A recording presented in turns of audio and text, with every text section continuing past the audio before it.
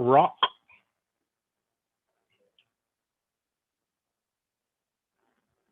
At BCC, sorry, .edu. Rock. Yeah, Ryle rock. Ryle dot rock.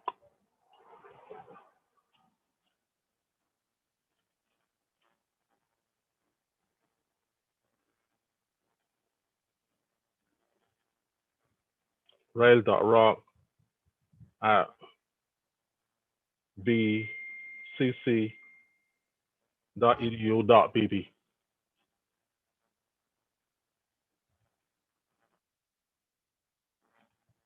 All right, so good evening to everybody. Good evening, sir. Yeah, glad that you're here. We're going to continue with the slide entitled Food Vendors. Let me share my screen with you.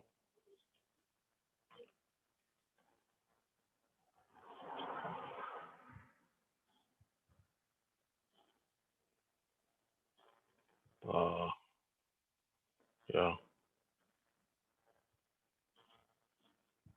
All right, everybody can see the screen? Yes, sir. Okay. All right. So no, not that one, not that one.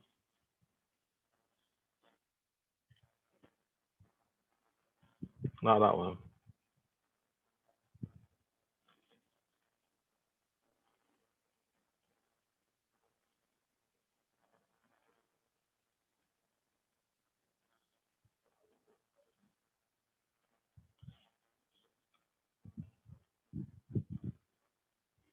Okay, so you can see it now.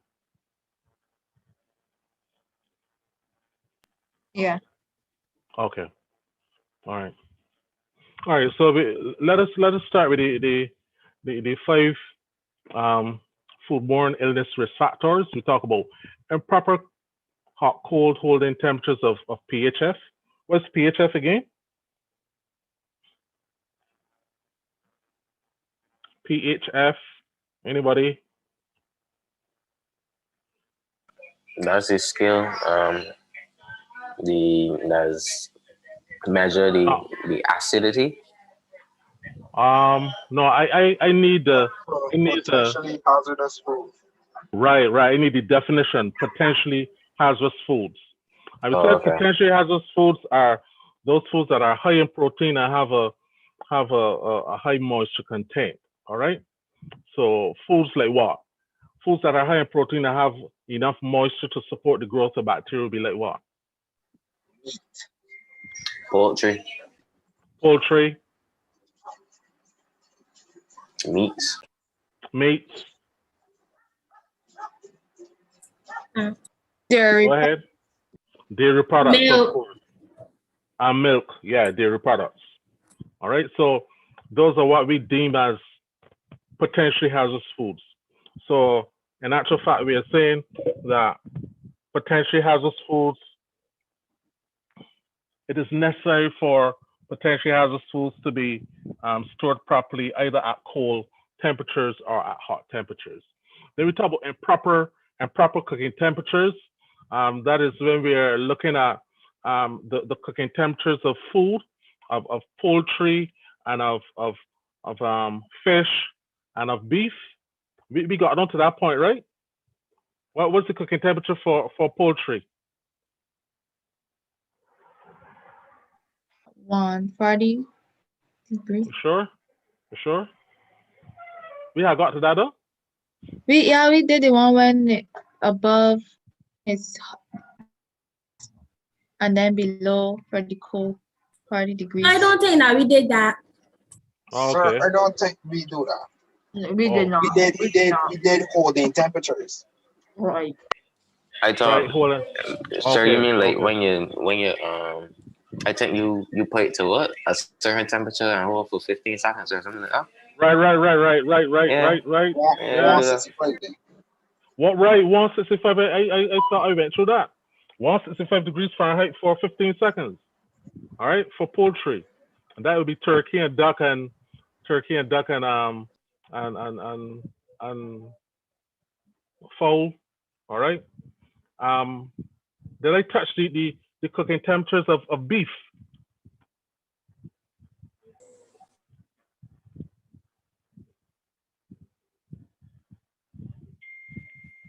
Hello? I'm not sure, sir. Okay. All right. So we're gonna start here. All right. So we're gonna start here. Um, so when we're looking at pork and beef and sausages, the cooking temperatures will be 165 degrees Fahrenheit for 15 seconds. And remember what we said about that 15 second thing. We said that we're going to be cooking the food. When it reaches 155 degrees Fahrenheit, we'll hold it for an extra 15 seconds. Majority of the organisms would have been killed off. So we say we reduce the organisms to insignificance. Phone there, somebody?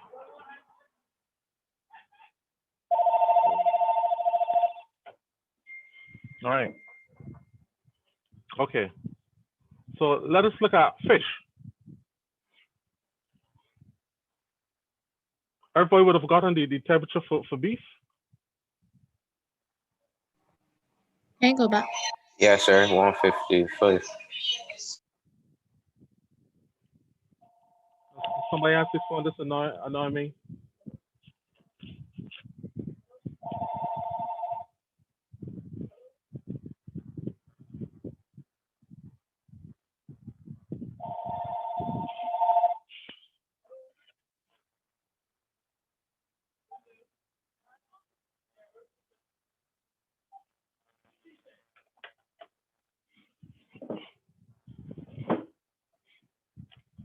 All right. So for beef and pork and sausages, the cooking temperatures would be 155 degrees Fahrenheit, and it would be for 15 seconds. All right. Now, when we look at fish now, fish is at 145 degrees Fahrenheit for 15 seconds. All right. So you can easily you can easily remember these temperatures. All right. Fish at 145, beef at 155, poultry at 165. All right.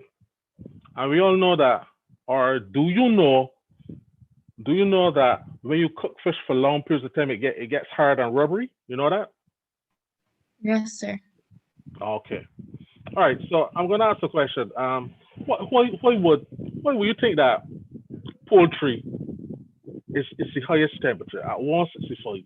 And you got things like beef and pork that you think that uh, has a thicker density than that chicken. Why do you think that the chicken should be cooked at a higher temperature as opposed to the beef and the fish?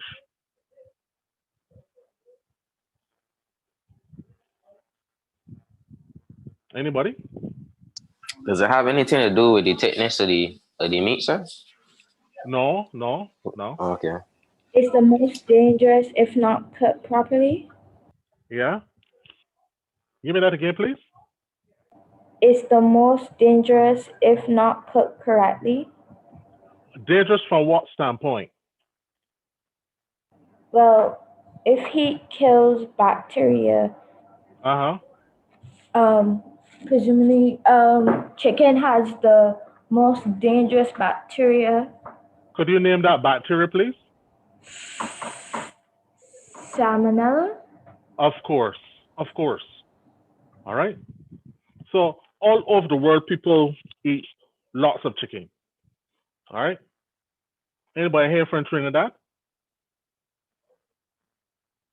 All right. Nobody. All right. I understand in Trinidad at KFC, it's the fast food, busiest fast food um, in the world when it comes to KFC in Trinidad. Some years ago, we in Barbados were consuming the most chicken per capita. All right. So chicken is consumed by all age groups of people. All right. Um, when it's lockdown, finish now. Hello, Uncle Hello is going to be, inundated with long lines. People looking for chicken. People love chicken. But there's an organism called salmonella that is normally or naturally found in chicken. It's found in chicken and eggs. It's found in the intestinal tract of human beings and animals. So if you have people all over the world, China, Barbados, Trinidad, all over the world, eating lots of chicken, then it's important that you make that chicken fit for human consumption. And when you cook the chicken to 165 degrees Fahrenheit for 15 seconds, all right, then you would reduce the majority of those organisms to insignificance. So I'm going to expand on that when we get to module one. All right, this is just an introduction. This particular presentation that we're doing is just an introduction. We have not started module one yet. When we get to module one, I will expand on that. All right. So yes, with beef, you have E. coli. E. coli is dangerous too. All right, it is dangerous, but we have to look at it at this from the standpoint that lots and lots of people consume more chicken than beef. Pork is consumed by a lot of people too. I think pork will rival chicken. All right, but pork you have some parasites. You have salmonella also. All right, those are the two. One of a number of organisms and parasites that are associated with pork, but not to the extent of chicken. In fact, when we look at salmonella, there are about 3,500 different types of salmonella, serotypes of salmonella, and there are at least 4 serotypes that are resistant to medication. So if you come down with salmonella enteritis, there's that possibility that no amount of medication will be effective. So you have to let it run its course. All right. So it's important that you reduce the amount of organisms to insignificance. In other words, I'm telling you that when you eat piece of chicken, it will still have salmonella in it. But the reason why you won't get sick is because of maybe your high immune system or because of the loads that you would have consumed. The amount that you consume might be very, very small, and your immune system can take care of it. Now, when we look at viruses now, and we can look at COVID, all right, everybody know about COVID, all right? Because viruses have a very small infectious load, whatever. We call it minimum effective dose. All right. That's why viruses are very, very dangerous. So it wouldn't take 50 COVID cells to make you sick. It might take about less than 5, and might take less than 3. All right. Because viruses are very, very infectious. Very. And when we get to foodborne viruses, you will understand how they work and how infectious they are. All right? All right, let us look at cooking. Look at this video.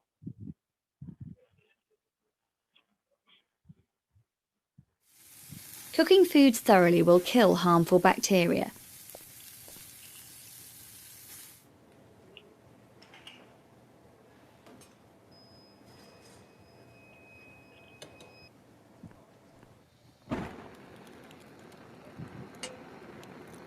Liquid dishes such as soups and sauces should be bubbling rapidly.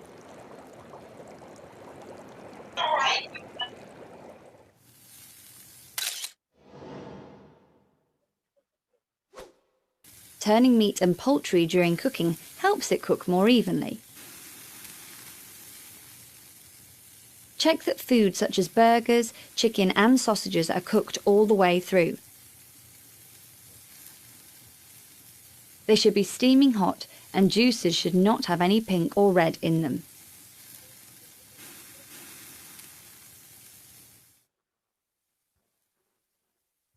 All right.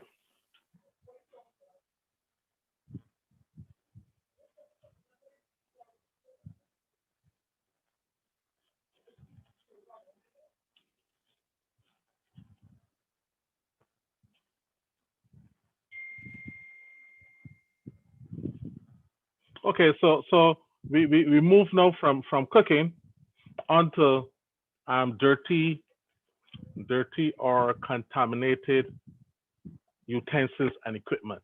All right, and basically we are talking about the three compartment sink.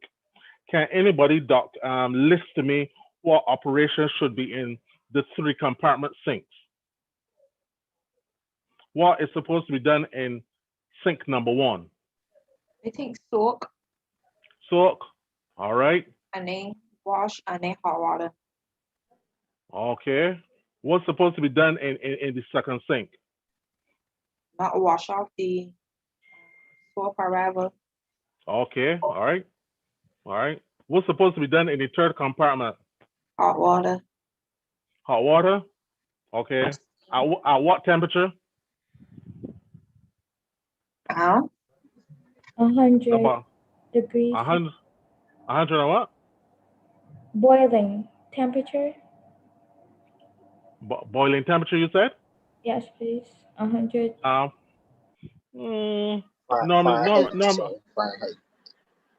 Normally it would be at 180 degrees Fahrenheit.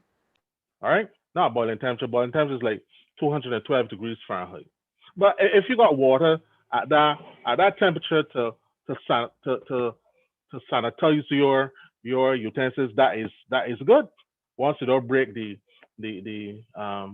glass, all right. But in the first compartment, you will wash. When you wash, you're using detergent. You're looking to remove soil and dirt, any food matter. You rinse off in the second compartment, and then in the third compartment, you use the hot water, or in some cases, you use your bleach. You use 1 ounce of bleach to a gallon of water, or you will use hot water. You don't put the bleach in the hot water. Remember that. When you put bleach and hot water, you denature the active ingredient in the bleach.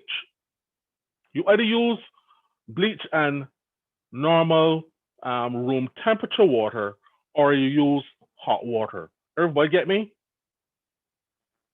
Yes, sir. All right.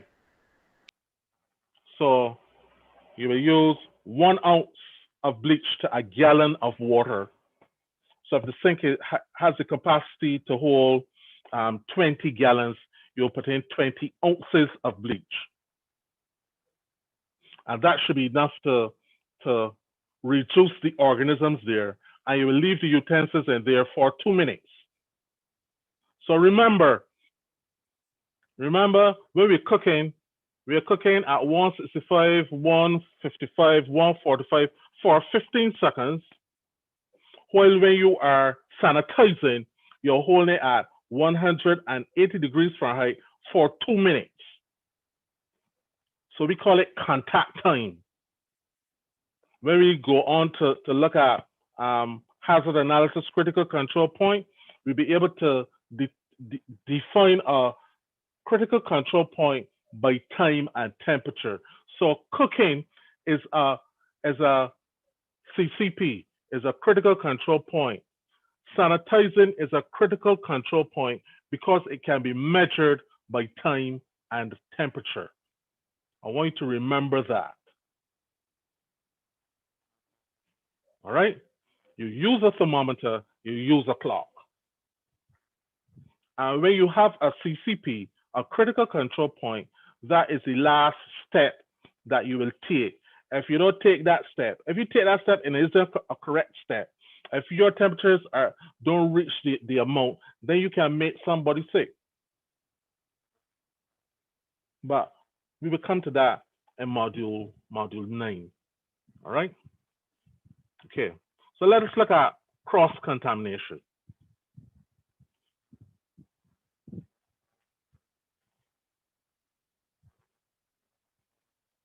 Cross-contamination happens when harmful bacteria are spread onto foods from other foods, surfaces, hands or equipment. Raw food can contaminate surfaces and equipment. Using clean equipment and utensils each time you prepare food will help prevent cross-contamination. Always wash your hands after handling raw food and before preparing ready-to-eat foods. Always use clean equipment and utensils when preparing ready-to-eat foods. Sometimes you'll need to use separate equipment to prevent cross-contamination and keep food safe.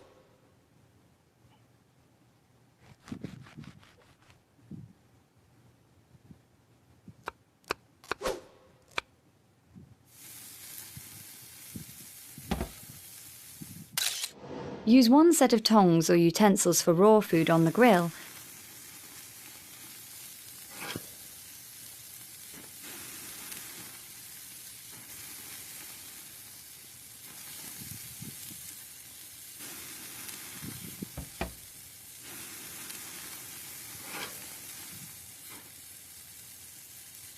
and a different set for the food once it is cooked.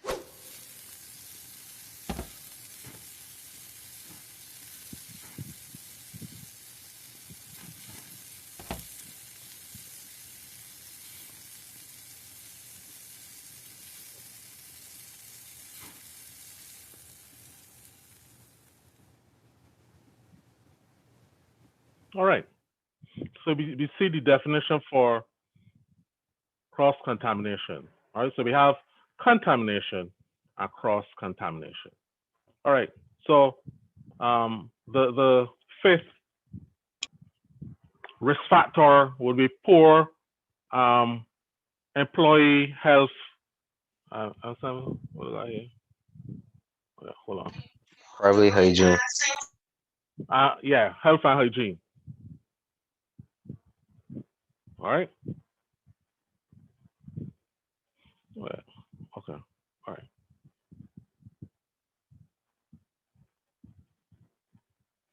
All right. So personal hygiene is important. Very, very, very important. Majority of, even though personal hygiene is mentioned within the 5 risk factors, I believe out of all, personal hygiene is number 1. Because a lot of people play a lot of food, wrong food. Especially if you have a large clientele, you're always apt to take shortcuts. So just so easy fast. It's so easy fast. Tashana, your mic. Tashana, your mic. Mic yourself, Tashana. All right. So when it comes to personal hygiene, you always have to be on your P's and Q's. Especially if, as I said before, if you have a large clientele. You don't want to take shortcuts or you will make people sick. All right. So let's look at the definition for personal hygiene. Personal hygienes are practices or habits that will reduce or eliminate the risk of foodborne illness. Can you mention some of the practices and habits that can cause food to be contaminated? Anybody? Sorry, you can repeat that, please? I'm asking, what are the practices and habits that can impact foodborne food safety? That can impact food safety. What are the practices and habits that can impact food safety? Washing of hands. Washing of hands, of course, yes. Or food storage.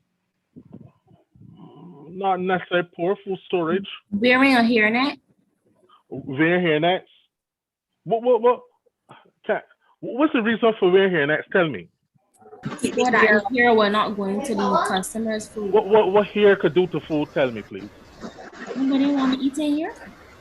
Nobody want to eat here. It's a physical hazard, but it can also impart a biological hazard. Sorry, your hair is going on like your hair is going all sort of chemicals and stuff. Outside of chemicals, your hair, your scalp will have the organism called staph. You ever heard about staph? Yes, sir. No, Staphylococcus sir. I aureus. heard of dandruff. The dandruff would be a physical hazard, but staph would be in the dandruff.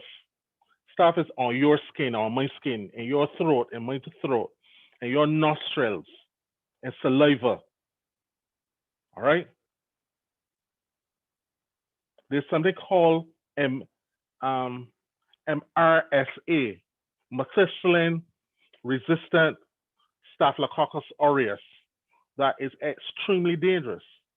It's one of those infections that you can go in the hospital and pick up, and it can cause the wound to rot. You don't want to go in the hospital, go into surgery and get a wound, and somebody because of poor sterilization of equipment or poor washing of hands or whatever, you impart that type of Staphylococcus aureus in the wound.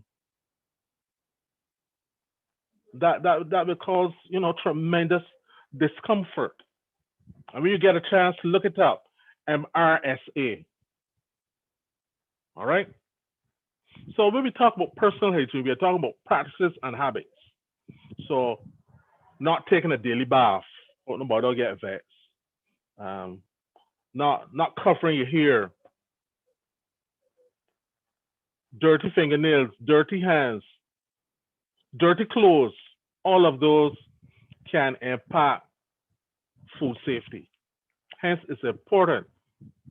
In fact, there's a section in the health services, food hygiene regulations that speaks to personal hygiene. It tells that if your clothes should look fairly all right. Your hands should be okay. All right. You should have hair covering. You should have hair covering. All right. You should not expose the food to the risk of contamination. No earrings, no nose rings, no tongue rings. Sir, All the right. perfume shouldn't be overpowering. Give me that again, please. Perfume that the person wears should not be overpowering. Tell me who are you, Aisha. Tell me who are you. Well, because it could affect people, and then sometimes The the food food is could pick up the sucking smell. the tasty perfume. Okay, so there's certain foods that will pick up strong perfumes. We call it odor contamination. And sometimes it's happen at home. You got drink, you put the drink in fridge. Somebody gonna put onion inside fridge too, and then your drink tastes like onion. All right, or if you got salt fish and you put it with some foods, it will pick up the odor. And things like milk, any high fat foods are capable of picking up those odors. We call it, as I said before, we call it odor contamination. So you're right. Your perfume can affect other people. Your strong perfume can trigger an asthma attack or trigger, sinus. So leave that strong perfume for pan night. In fact, you can't go pan night now. So I don't know what you can do. All right, you gotta look at it and make sure it ain't expired. All right. This COVID got people mashed up. I got jackets that I wear now for a year. I had to look at my shoes and make sure my shoes in dry rot. I let go wear a jacket and tie and thing. I gotta wear a suit. All right. You can't go out no more. So all the high heel shoe you want and jewelry you want, you gotta wear them home. All right. In this COVID situation. So COVID got your whole place mashed up. So that's why you gotta stay safe. All right. You gotta stay safe. Don't play you going out by granny to shop granny. Or you somebody call across him to play play video games. that ain't done. You can't afford to expose your family members to this UK variant. It's killing people. All right. Okay. Every now and again we can put in a little piece about COVID. Okay. Hope it don't depress you. All right. So when we look at personal hygiene or personal health now, you're looking at conditions that are likely to be passed on in preparation of in the preparation, storage, and serving of food. So if you have a infected cut, if you have boils, if you have respiratory illnesses, all these can impact food safety. All right. So this has brought us to the end of the Excuse me, sir.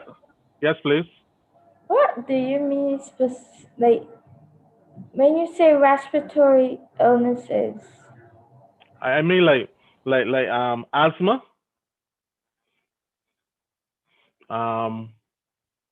if you have a sinus, I mean like heavy sinus issues that you gotta be blowing your nose all the time. All right. Or cold or flu or anything like that. All right. That we mean by respiratory illness. I answer your question? Yes, sir. Okay. All right. So let us go over to let's go over to module 1 now. All right. I'm going to share my screen with you.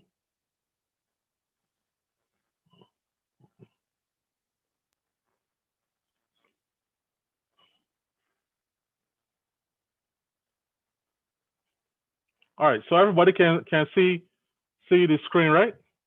Yes, sir. Yes, sir. Okay. So this is module 1. How food handling practices cause foodborne illness.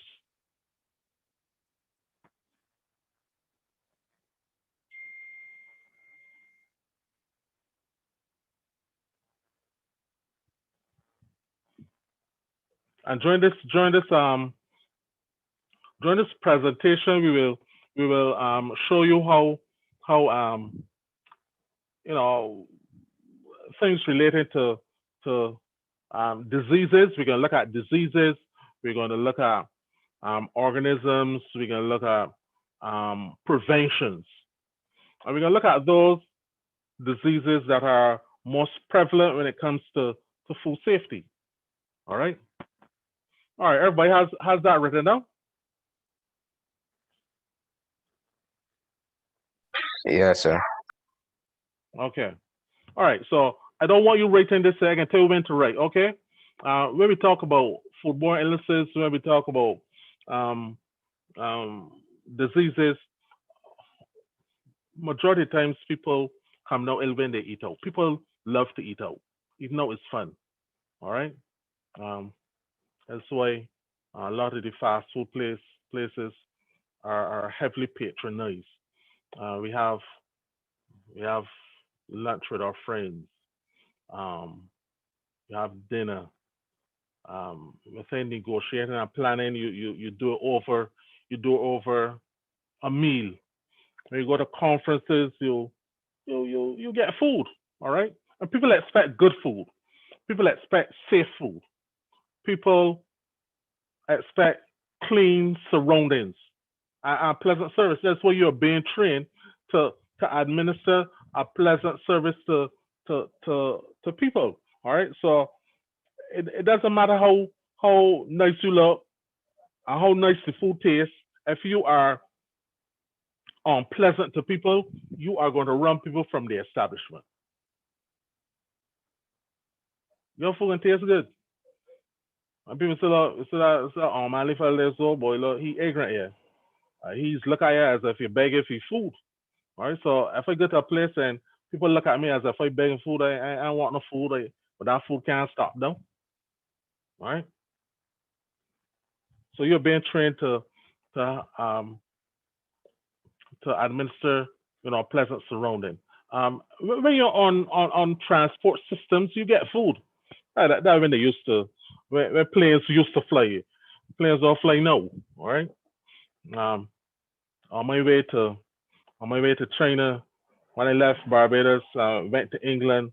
Um, I I was sitting by my fellow fellow officer, and I said, "Yeah, how you get how you get a ginger ale? I want to get water." He said, "I asked for it." So when the lady come back down, I asked her for ginger ale. She told me they got water already. All right, so they like, I don't know if they run over ginger ale or whatever, but I was getting I that was one flight that I didn't get very good service from BA. All right, but when we got into when we got to Heathrow and I was going down to Beijing, the host told us that whenever we wanted anything from the galley, just come down. All right, come down and get something to eat. So as the plane level off, you get food.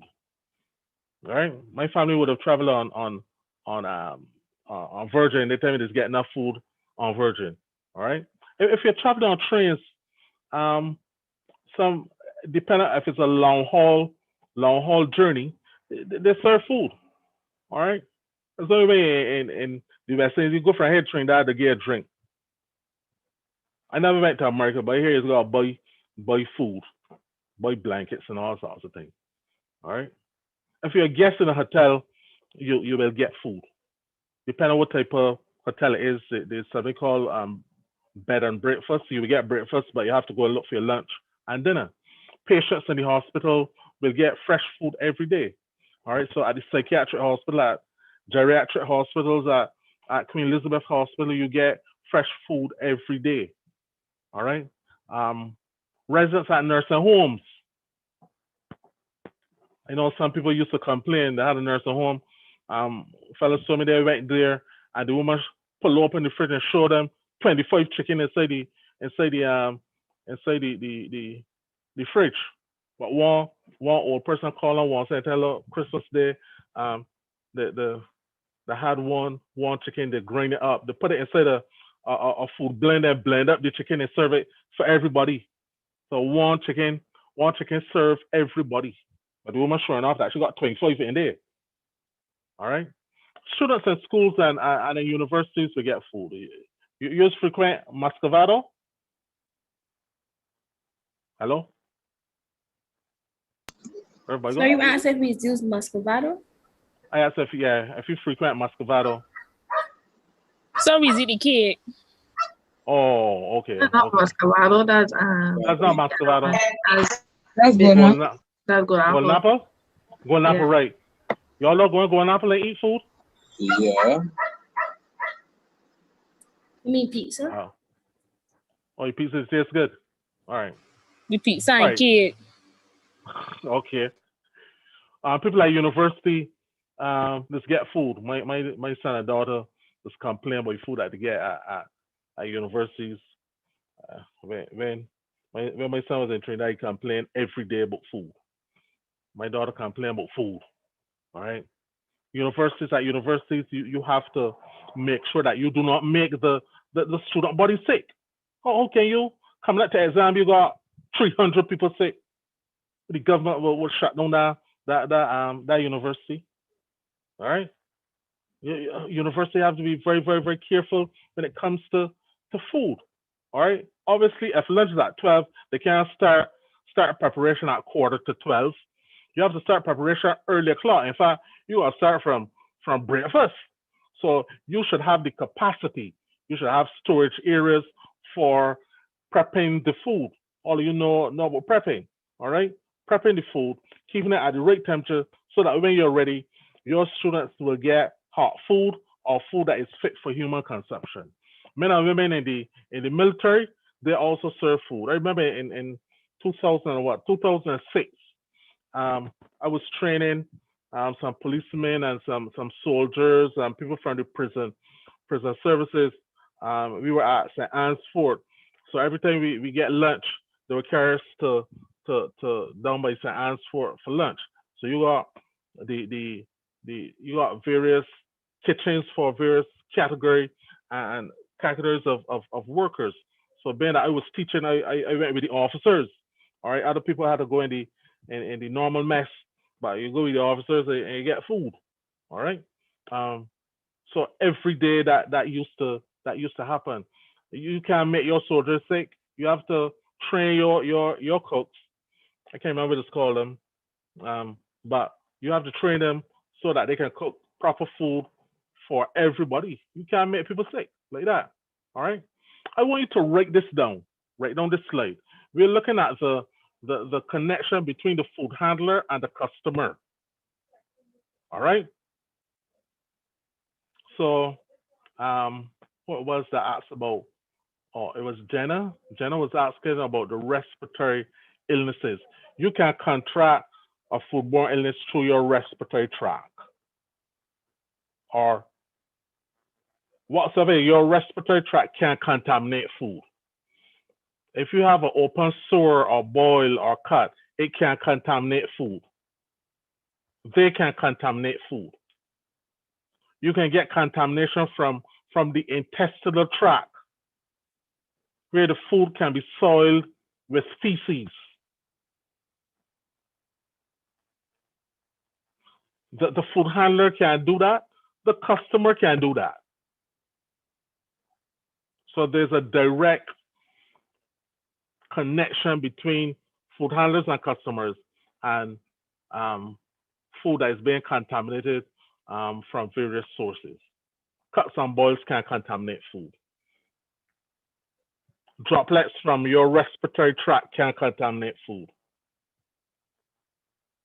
Your soiled hands from feces can contaminate food. So that's why we tell you when you go to the bathroom, wash your hands.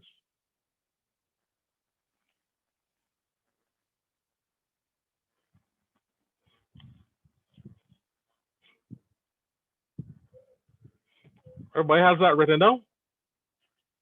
Sorry, just a moment, sir. All right.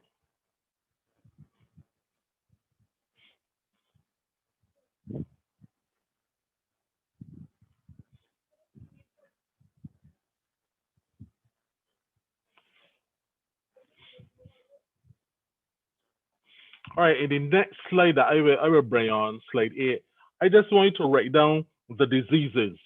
All right, I don't want you to write down the numbers. I just want you to write down the diseases. So basically, we are looking at lab-confirmed foodborne pathogens, and this was between the year 2013 and 2017. All right. All right, everybody finish writing this slide here? Yes, sir. Okay. All right. So let's go to the next slide. All right. So I want to write down Salmonella, Campylobacter, Norovirus. S. aureus is Staph aureus, STAPH. I want to write down Shigella and Rotavirus. And here we have some figures from 2013 to 2017.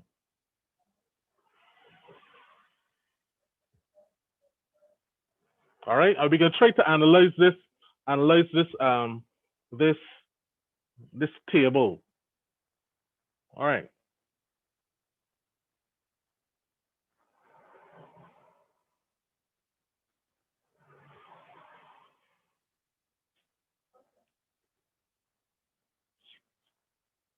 So everybody heard about Salmonella?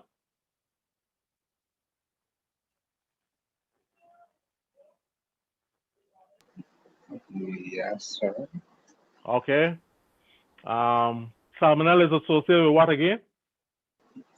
Chicken, I believe. Okay. Yeah, chicken, as well as eggs. It is also found in the intestinal tract of human beings and animals. All right.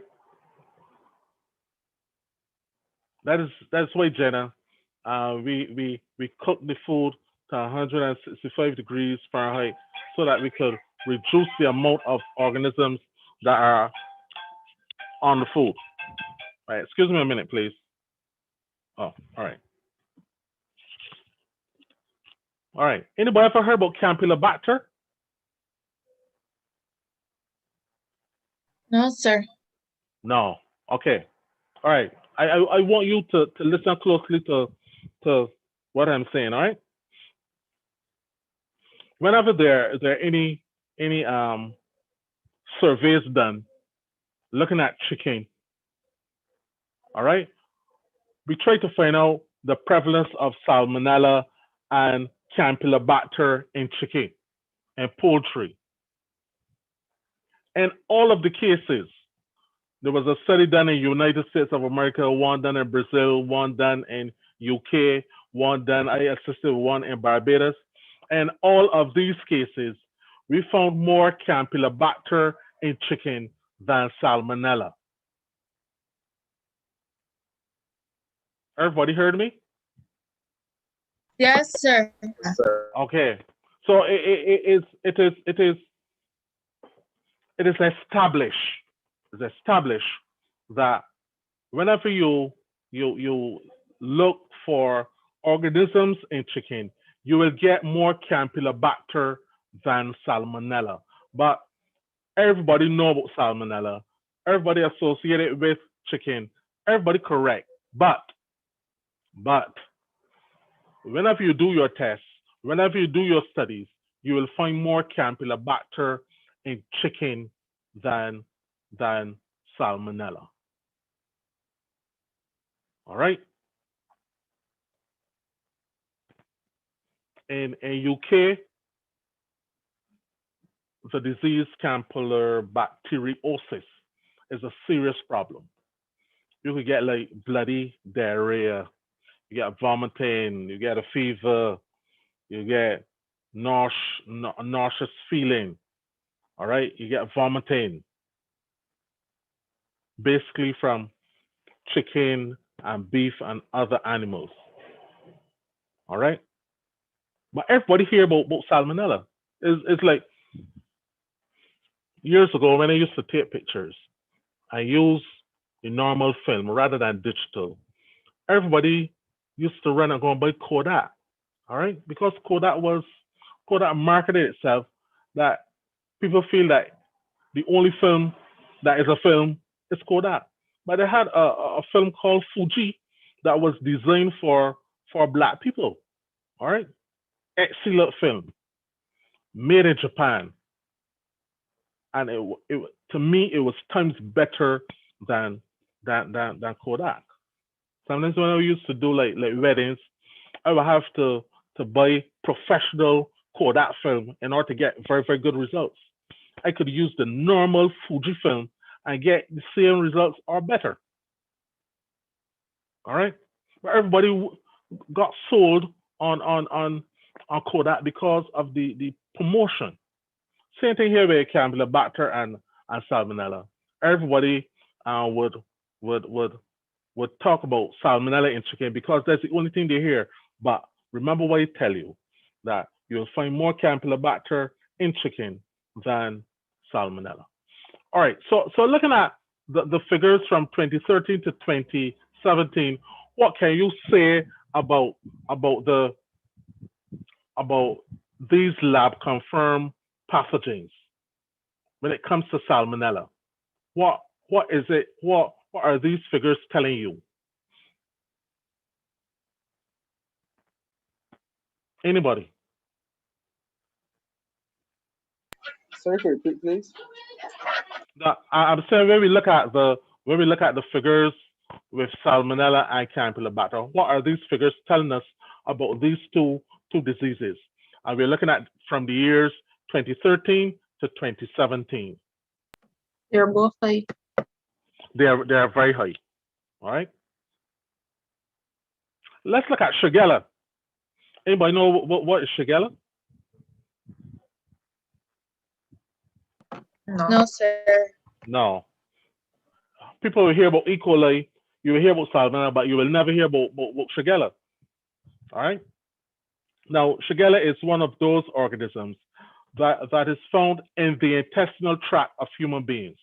So while Campylobacter and Salmonella, while the sources will be animals, eggs and chicken and sheep, the sources or the source for Shigella is the human being.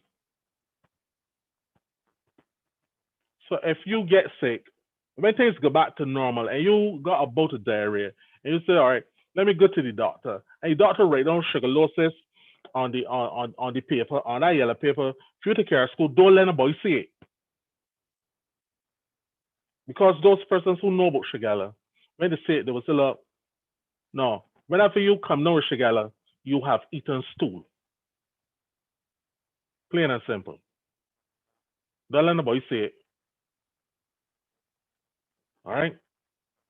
So this particular organism has the ability to survive on doorknobs, to survive on taps, to survive on flushing handles.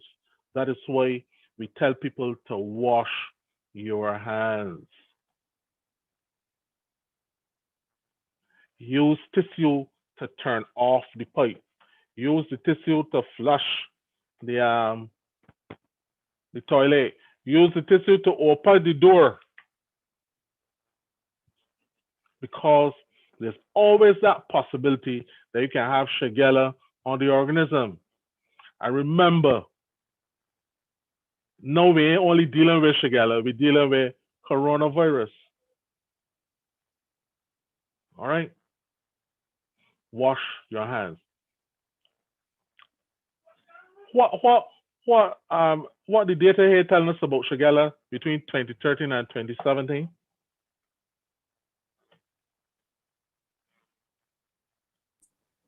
That had some cases in 2013, but then nobody wasn't really seeing really after that. Okay, what does that mean? Tell me what I suggest to you. People are more careful with washing their hands and what they touch. Okay. Anybody ever heard about Staphylococcus aureus? No. Okay, I not long mention it. We call it staph, S-T-A-P-H. Now, staph is normally on your hands and on my hands, on your skin and on my skin, in your nose and your throat. Again, when it comes to staph, the preventive measures will be good personal hygiene, washing your hands properly. So we see what does the data tell us about Staphylococcus aureus? That in 5 years we only have 6 cases. So people are adhering to washing your hands. Probably the food handlers are adhering to washing their hands. But when it comes to Salmonella and Campylobacter, and it comes to the norovirus, people might not be cooking the food properly. Everybody understand that? Yeah. All right. Anybody disagree with me?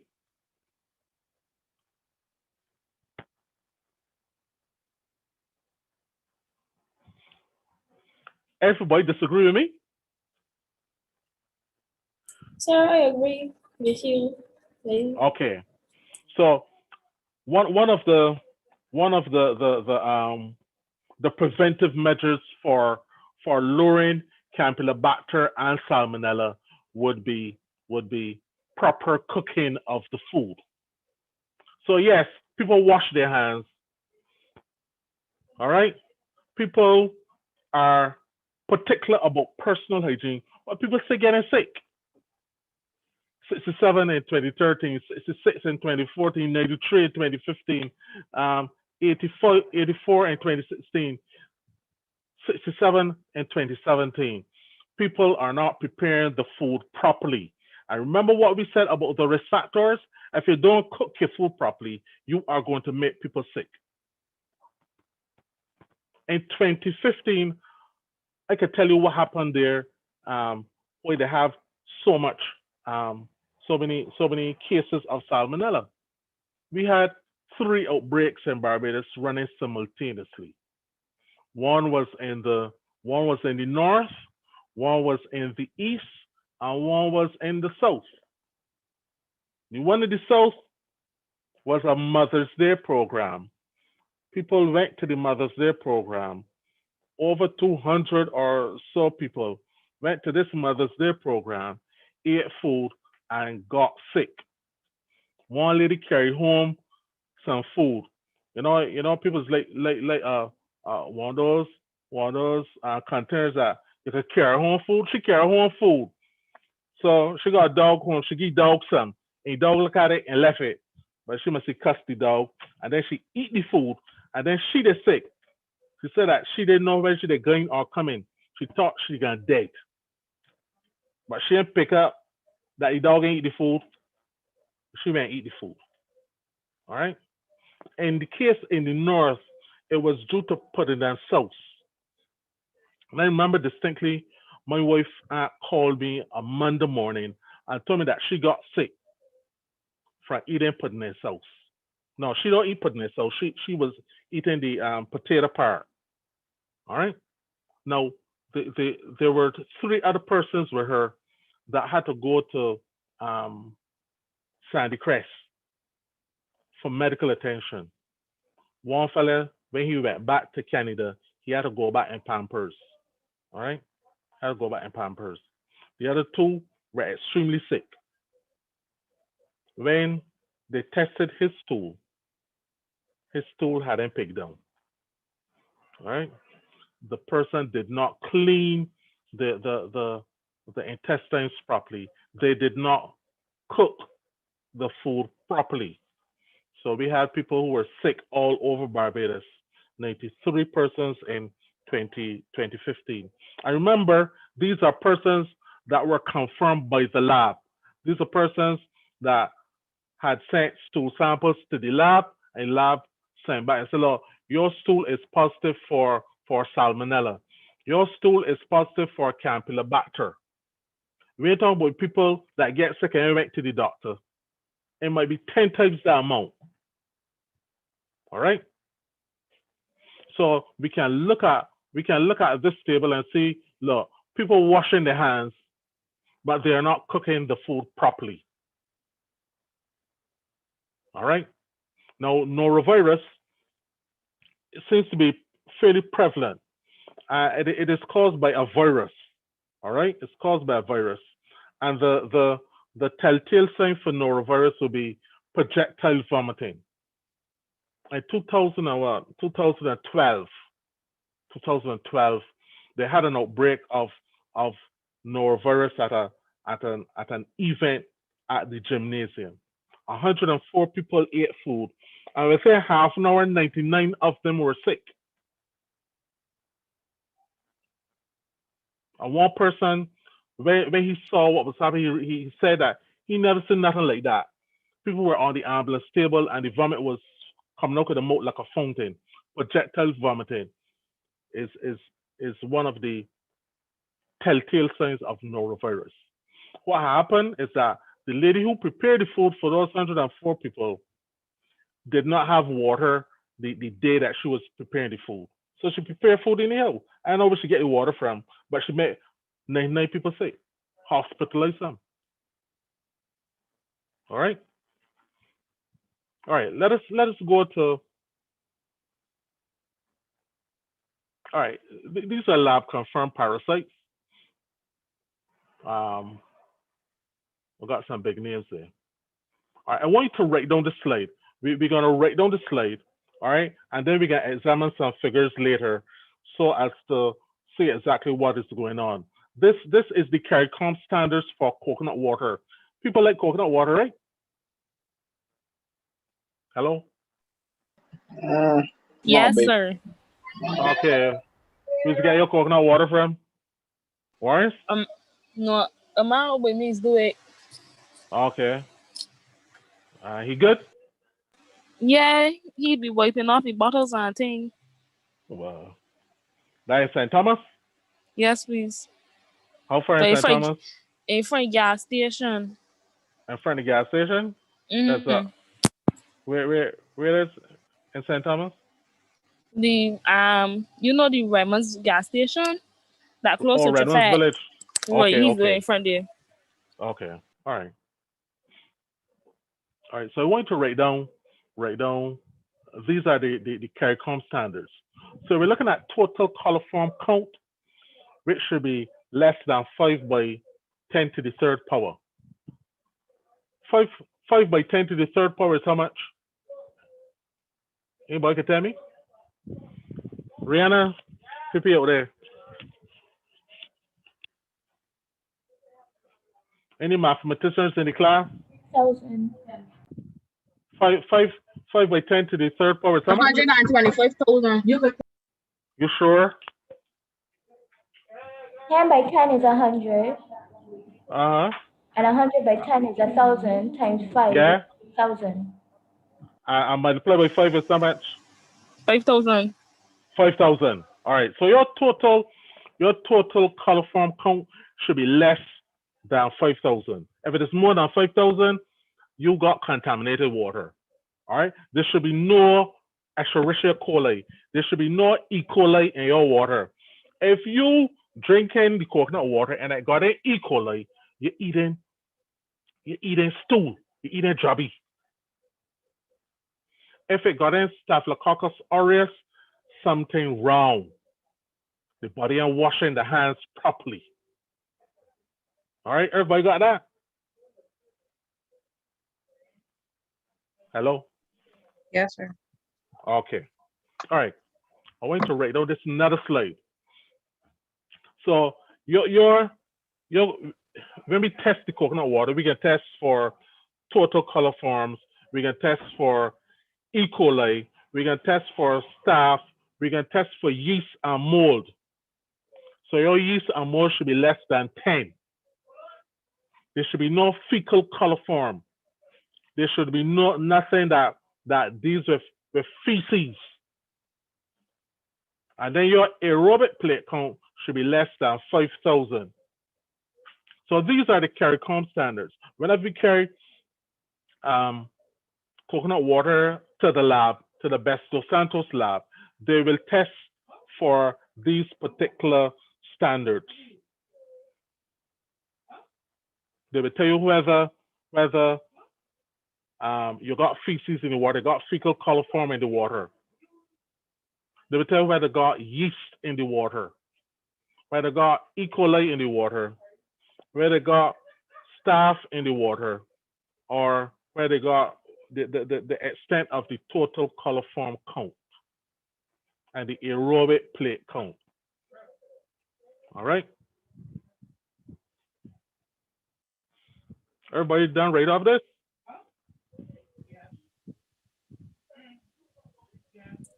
Yes, sir.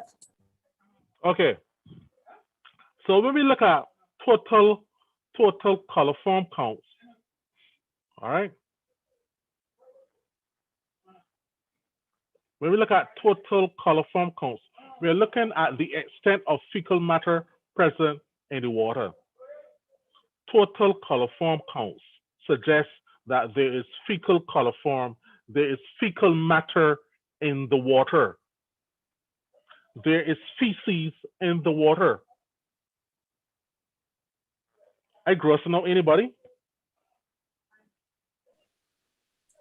No. Yes. All right.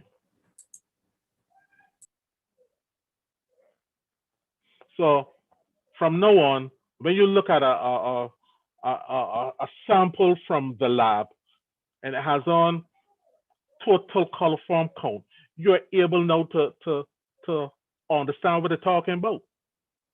You're saying, look, if this got in, if this water got in 6,000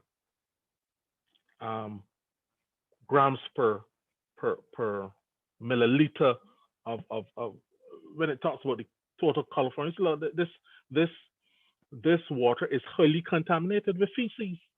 Something wrong. Somebody ain't washing their hands with a dirty toilet. All right. Okay.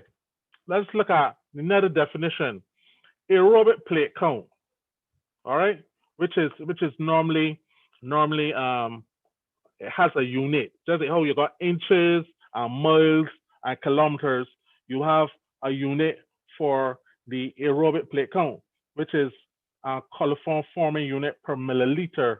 All right, so it's the indicator of bacterial population on a sample. All right, so you will carry a sample to the lab. They will look at the bacterial population. So it might got on salmonella, it might got on staph, it might got on E. coli. So you're looking at the total population. So you're looking at the bacterial population on that sample, and you're going to write it down as CFU per milliliter, coliform unit per milliliter. So based on the numbers, you can also come to the conclusion that this water, this food is highly contaminated. Everybody understanding me? I hope I'm getting along too fast.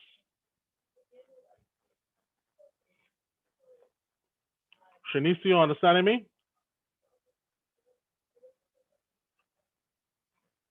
Shanice.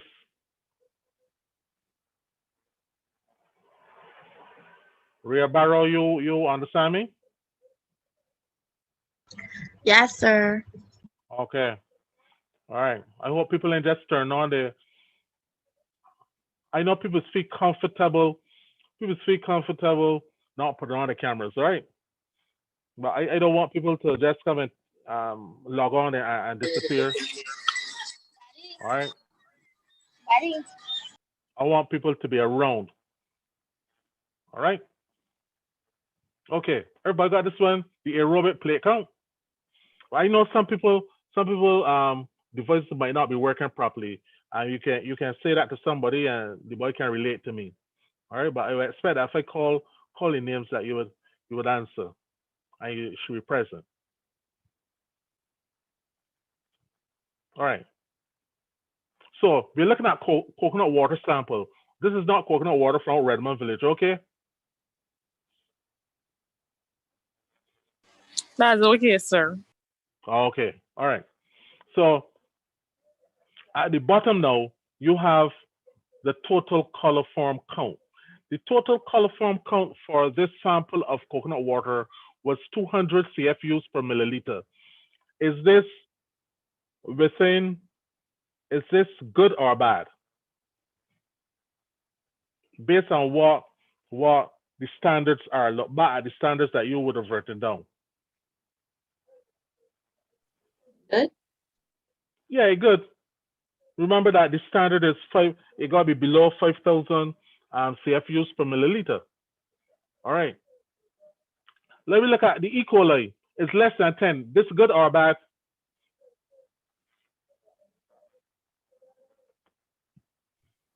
What the standard says? Because I don't think it's supposed to got none. Ain't supposed to got none. It's supposed to got none. Ain't supposed to got none E. coli? How about staph? The same thing. Shouldn't have any. The same thing. Ain't supposed to got none. But the man, he low upon total coliform count, but he got E. coli and he got staph. How about the yeast and mold?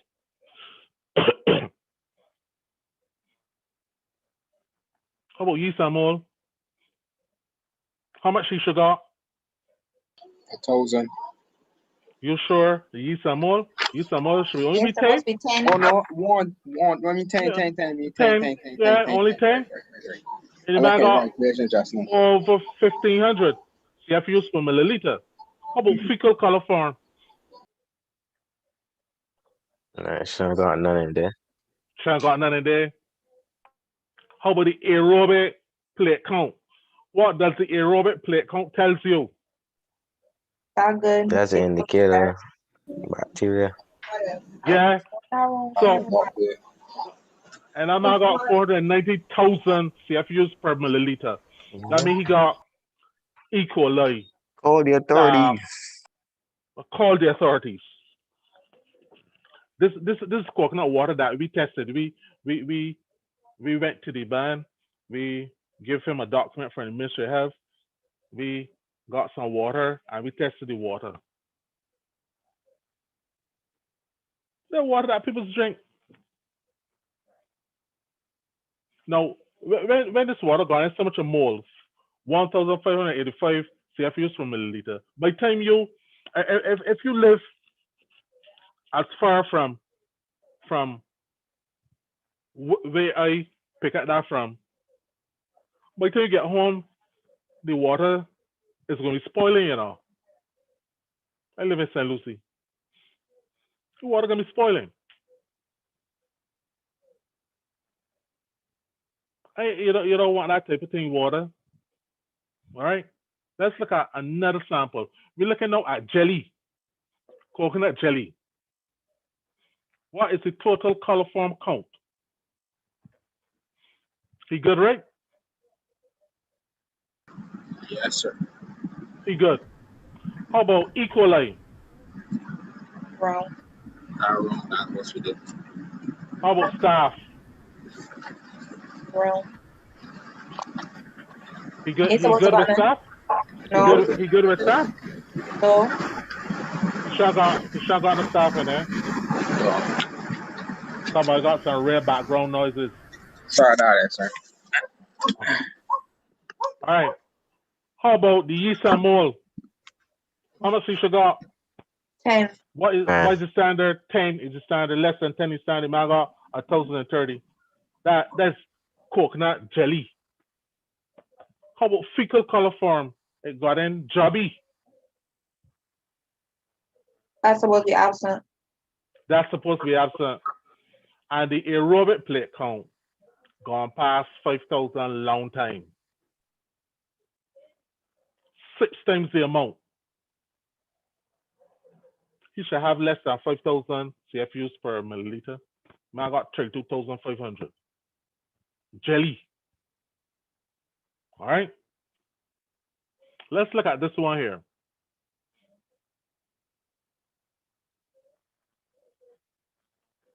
What's the total coliform count? He good, right?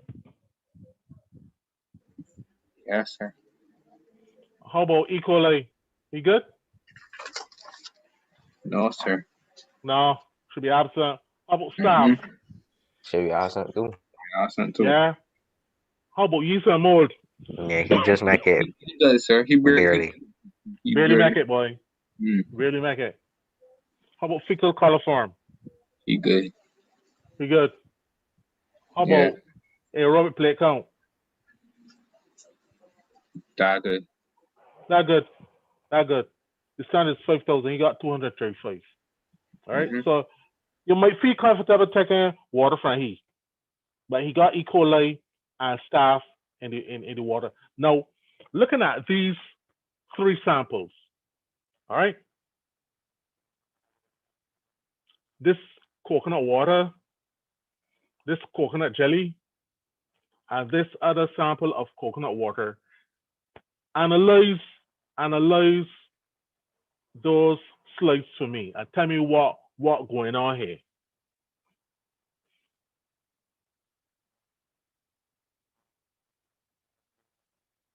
Jonathan, you're there?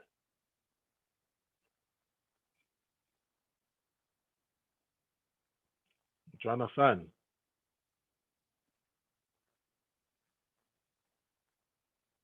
Phillips, you're there? Sorry, here. Okay. Can you analyze those 3 slides and tell me at least one thing that happened here?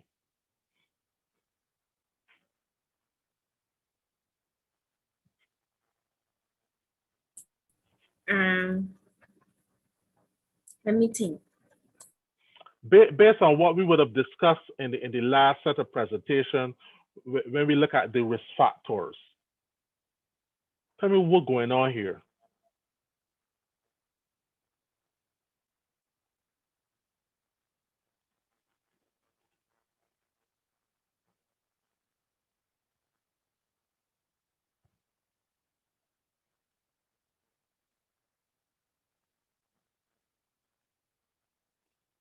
All right, I'm gonna ask you a question. If you have feces, if you have fecal coliform in 2 of the 3 samples, what is that telling you?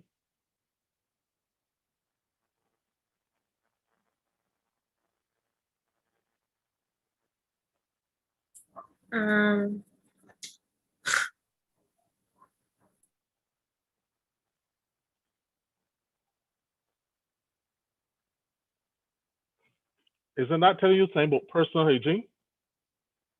Yes, sir. Yeah. So when we go back now to the coconut vendors, we gotta talk to them about personal hygiene. Number one, they ain't got a toilet round there. All right, and I might give away location. The fella's gonna move from the city road and go down by supermarket to go in the toilet, and they come back up. So you place and sometimes the fella he might hold urine, he might not get all the way down there, might duck down one of the ditches. All right. So it means that personal hygienic practices are poor. When you got E. coli, these suggest that feces in the water. When you got staph, it suggests that you're not washing your hands properly. If you got fecal coliform, it means you are not washing your hands properly. All right.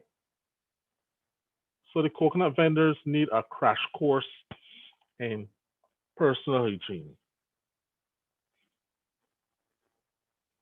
Personal hygiene.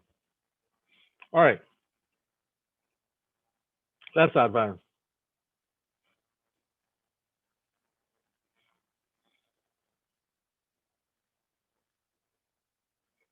All right. So let us write down this definition here. This is the definition for food. All right.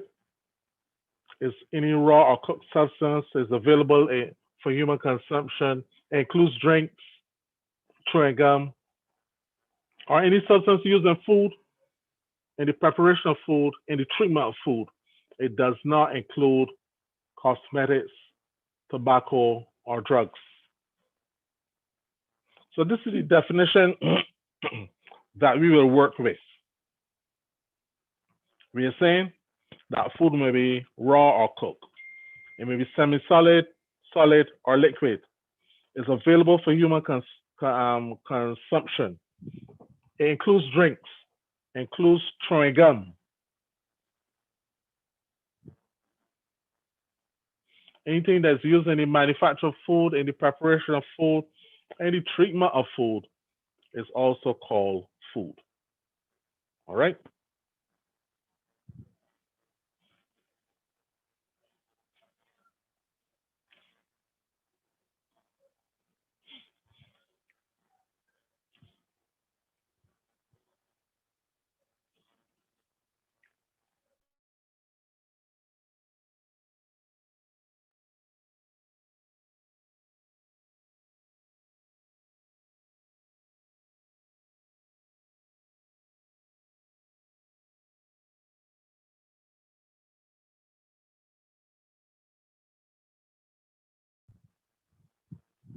All right. Everybody got this written down? Sir, we waiting, we are taking. I didn't hear that. No. Oh, you're still writing. Okay.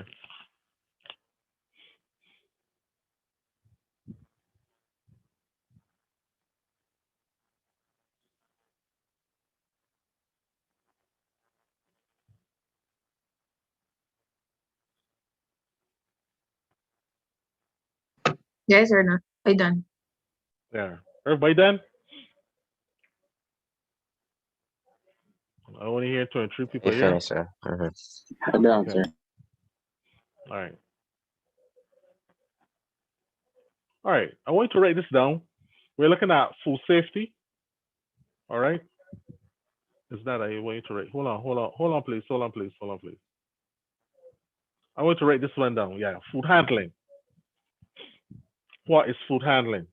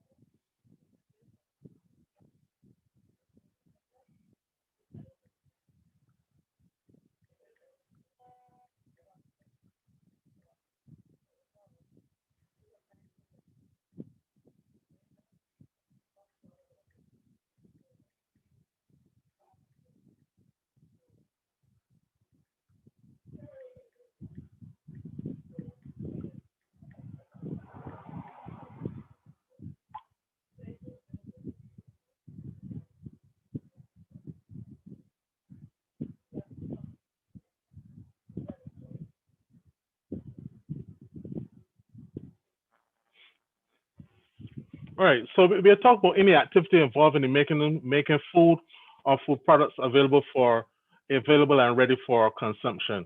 Normally in food safety, we talk about from farm to fork, from harvesting to consumption. And we're saying that when it comes to food handling, whatever stages you move from, beginning from harvesting and going right to consumption, you should have or you should make sure that the food is your any activity involved, you should make sure that the food is fit for human consumption. So in the harvesting, you should make sure that your food is fit for human consumption. When you transport it, you should do the same. You should have it ready for human consumption. In storage, when you prepare it, when you reheat it, when you store it, all of those stages, the food must be fit for human consumption. When people tell you can't start wrong and end right. So when it comes to food safety, you have to be doing the right things at all times, at all stages. Everybody understanding me? Yes, sir. Okay. All right, so I can move to the next slide. Yeah. Okay. All right. I want you to write this down. Yeah, safe food handling. We're talking about practices by the food handler during preparation, storage, and presenting of food to reduce or eliminate contamination. So there's certain things that you must do during your preparation, during your storage, when you are presenting food, so that you can reduce or eliminate contamination.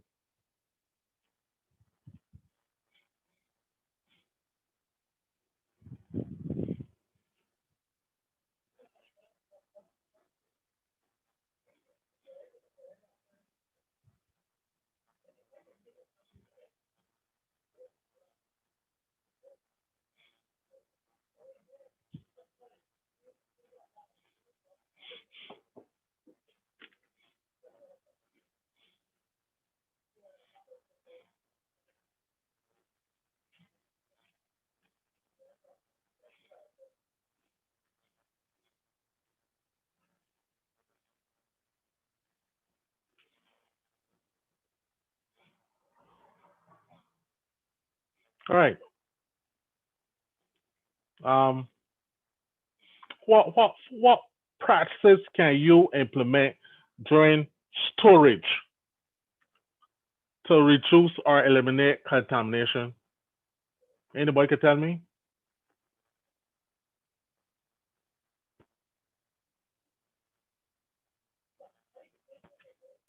So you can repeat? What practices can you, as a person, put in practice? What practices can you implement to reduce or eliminate contamination? You're putting these, you're implementing these practices at the stage when you're storing. Um, Separating the different types of foods when you're putting them in a fridge, for example. Okay, that's a good, The very, raw very, from very the good cook. point. Give me that again, please. The raw from the cook. The same what Shem no say, for example, Okay, raw food supposed to be above the cooked food, not below. I think. give me that again. Give me that again. Give me that again. Raw food should be what? On top of the cooked food. All right. For example, if you're on a shelf, the shelf at the top is supposed to have the raw food and the bottom is supposed to have the cooked food. I think that's how it is. I'm not sure. I can't remember. No, sir. I think it's the other way around, sir. The other way around. Yeah, it's the other way Chicken on the around. bottom, like meat and Chicken thing. at the bottom, boy. Yeah, Whenever, yeah. look, if you got beef, pork, I mean raw beef, raw pork, and raw poultry, make sure that raw poultry at the bottom. because if it drip on the pork, if it drip on the beef, it's going to contaminate it. So your raw food should be at the bottom, your cooked foods at the top, and make sure that all of them are covered. All of them should be covered. All right, that's a good point. All right, let's go to the next slide. I want you to write down this slide. This slide is a very, very good slide. We're looking at food safety. There's a lot of things that you can learn from just reading this here.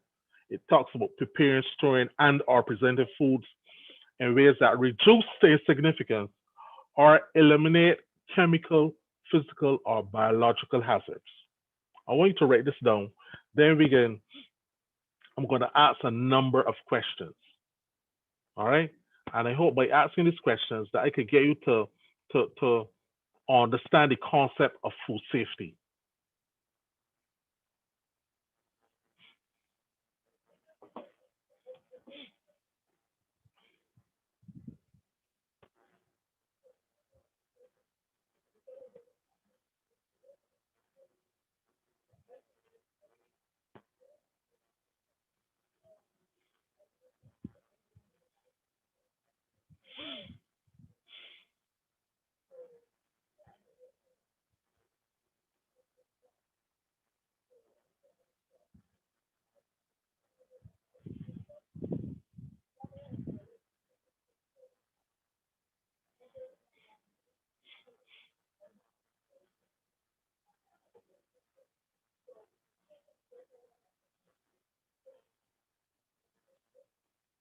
All right, everybody done right that? Yes, sir. Okay. All right. So first of all, let me establish something. Can anybody tell me how many hazards are there based on the definitions there? Tree. The three? Name them, please. Chemical, physical, or biological. Of course. Chemical hazards, physical hazards, biological hazards. All right. There's some other hazards too. They're allergenic, yeah, allergens. They are important too. All right. But for the time being, we can just deal with the three because any modern cook now going into the food industry must be aware that people have allergies. People got allergies for everything: eggs, peanuts, milk, all sorts of things. So you have to be aware that when you are doing food, you have to ask certain questions. You gotta ask questions as if, you got allergies. If the person has allergies, you cannot prepare that food in the same saucepan and use the same utensils as for the normal person who ain't got allergies. All right. If you're doing things like shrimp, you gotta do them in a different, different utensils altogether. All right, different utensils. You guys look. Let me that spoon there, so no, that spoon for the shrimp. That fork for the shrimp. That with a spoon for the shrimp. That saucepan for the shrimp. Frying pan for the shrimp. Don't mix them. Slitty Swift can make people sick. All right. So, but we're dealing with those allergens. We're dealing with chemical, physical, and biological hazards. Can anybody give me an example of chemical hazards? We want to eliminate or reduce their significance chemical hazards. Aerosols. Pardon? Aerosols.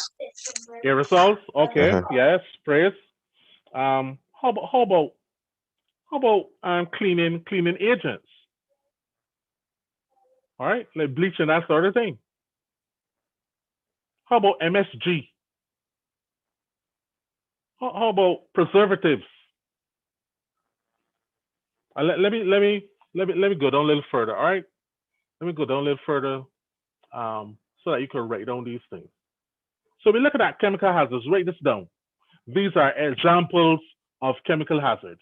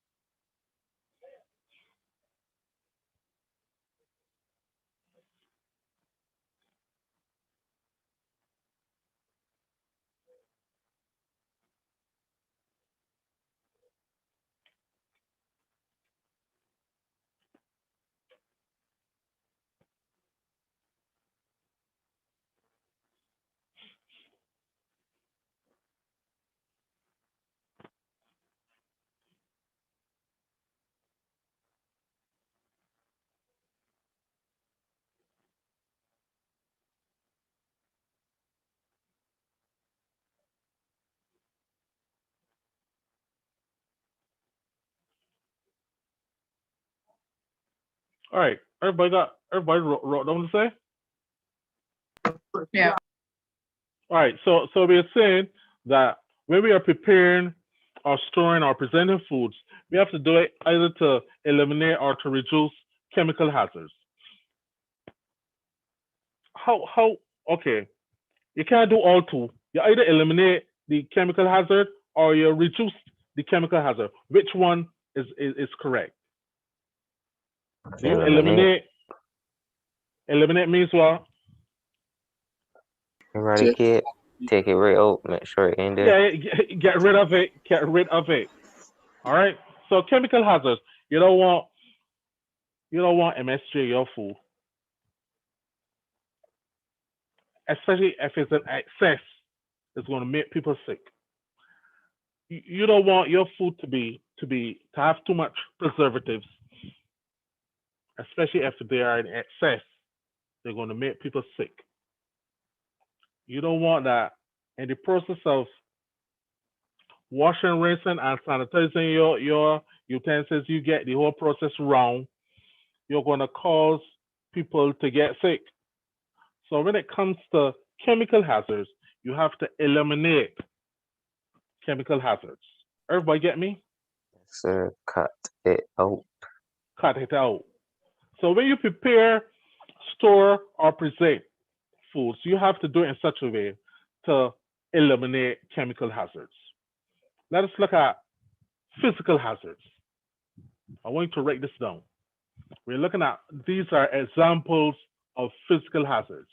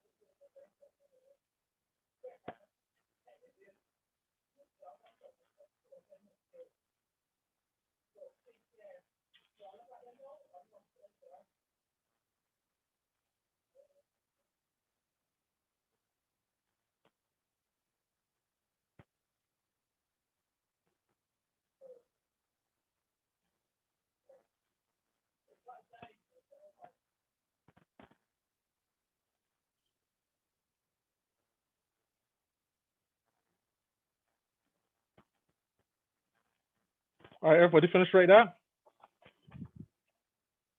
All right, so when we look at physical hazards, we're looking at foreign matter. We're looking at dirt, hair, broken glass.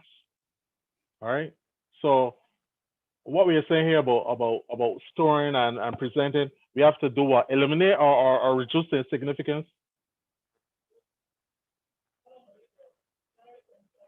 Hello? Eliminate it. Eliminate. You gotta eliminate the dirt. You gotta eliminate the hair. You gotta eliminate the broken glass. You gotta get rid of that food. All right. So we're saying that when you are preparing and storing food, you have to do it in such a way to eliminate physical hazards and chemical hazards. Let's look at biological hazards. Biological hazards would include bacteria, parasites, viruses, or fungi. Anybody ever saw bacteria either being under a microscope? Yeah, sir.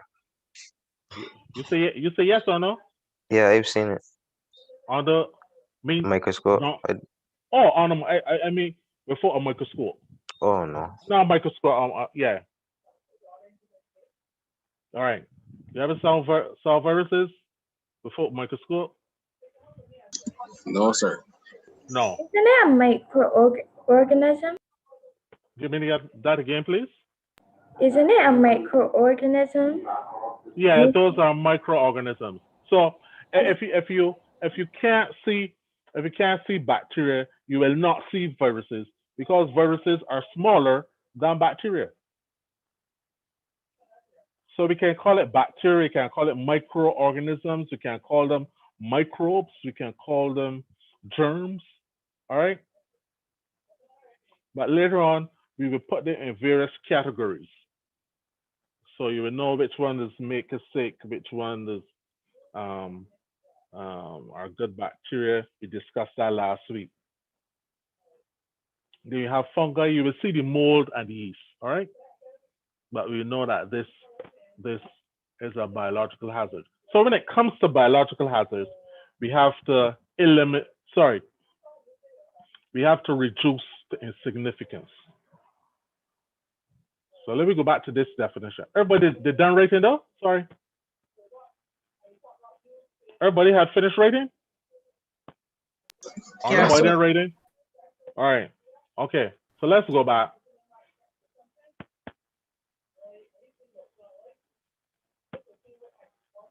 So we're saying here with food safety that when you're preparing, storing, or presenting foods, you have to do it in ways that reduce the significance of the biological hazards or eliminate the chemical and the physical hazards. So with biological hazards, you have to reduce their significance. With chemical hazards, with physical hazards, you have to get rid of them, eliminate them. Everybody understand that? Yeah. Yes, sir. Okay. All right. So I think I'm going to stop here today. All right. What we try to do is to get this presentation over to you. If I send to one person, that one person can get it to the rest.